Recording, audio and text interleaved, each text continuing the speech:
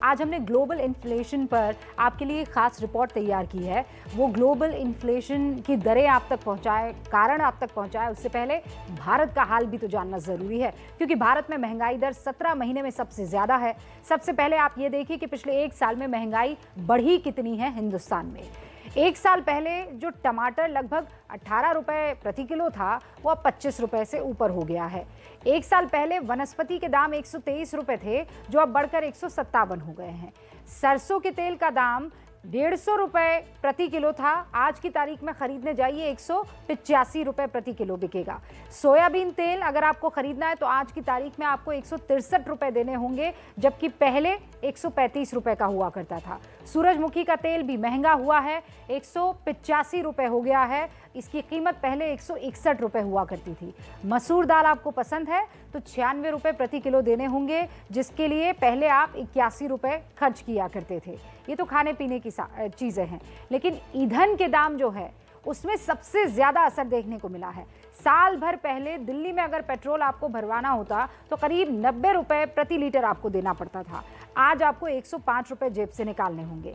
Diesel 81 रुपए प्रति litre आपको मिलता था, आज अगर आपको 1 लीटर चाहिए तो 96 रुपए जेब से निकालने होंगे, 96 रुपए 67 पैसे। एलपीजी का नॉन सब्सिडी वाला सिलेंडर चाहिए, 809 रुपए का पहले मिला करता था, अब ये 900 रुपए हो गया है, इनफैक्ट 950 के आसपास। लेकिन ये महंगाई सिर्फ हिंदुस्तान में नहीं है, पूरी दुनिया इस वक्त महंगाई की मार से परेशान है।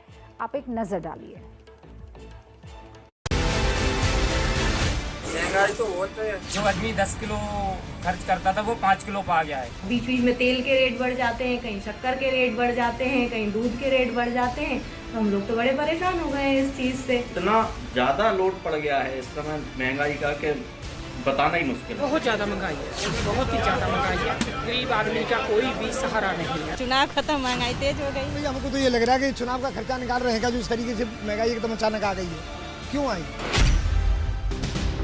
अगर आपको लग रहा है कि महंगाई से सिर्फ आप ही परेशान हैं, तो आप गलत हैं, क्योंकि महंगाई की ये मार पूरी दुनिया पर पड़ रही है।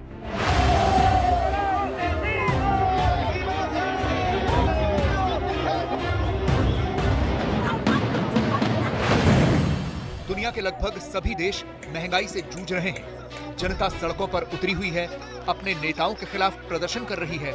सबसे बुरा हाल पेरू का हुआ है, जहां से पिछले हफ्ते ये तस्वीरें आई थी। पेरू में महंगाई और आर्थिक संकट से हाहाकार मचा हुआ है।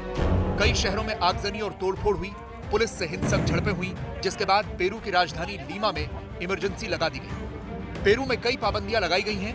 ये सब इसलिए हुआ क्योंकि महंगाई से जनता त्रस्त थी। सरकार वादे पूरे नहीं कर पाई तो जनता सड़कों पर उतर आई।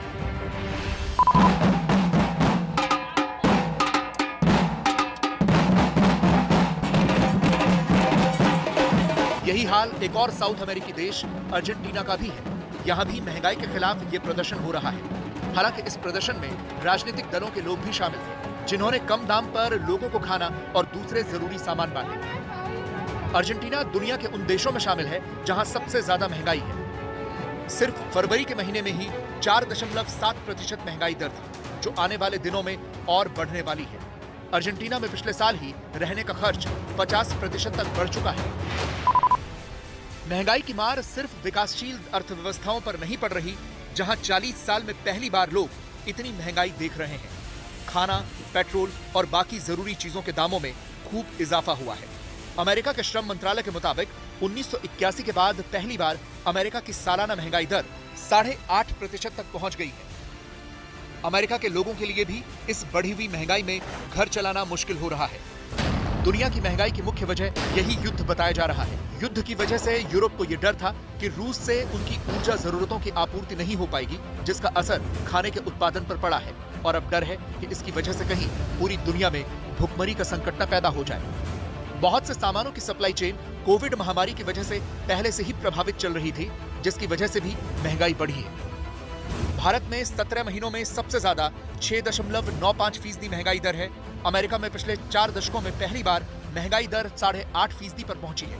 यूके में भी महंगाई दर 1992 के बाद पहली बार 7% पर पहुंच गई है। जर्मनी में भी महंगाई दर 7.6% तक पहुंच गई है। यूरोप की बात करें तो सालाना महंगाई दर 7.5% तक पहुंच गई है। महंगाई बढ़ने की मुख्य वजह ईंधन के बढ़े हुए दाम बताए जा रहे हैं।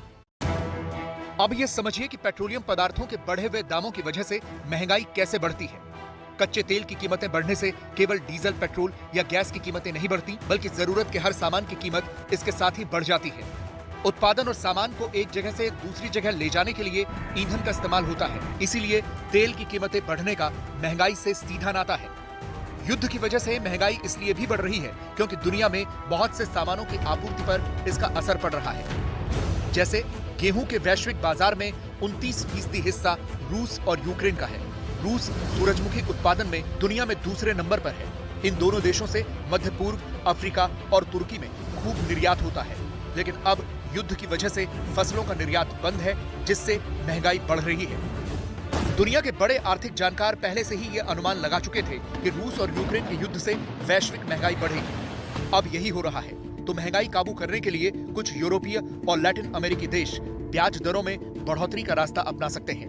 दुनिया की महंगाई का अनुमान चीन से आई इन तस्वीरों से लगाया जा सकता है। चीन के बारे में कहा जाता है कि उसने अपनी महंगाई को दशकों से काबू में किया हुआ है, लेकिन इस बार चीन में भी महंगाई देखी जा रही है। चीन में कंज्यूमर प्राइस इंडेक्स में 1.5% की बढ़ोतरी देखी गई है। चीन में परिवहन से लेकर पढ़ाई तक का खर्च बहुत ज्यादा बढ़ चुका है।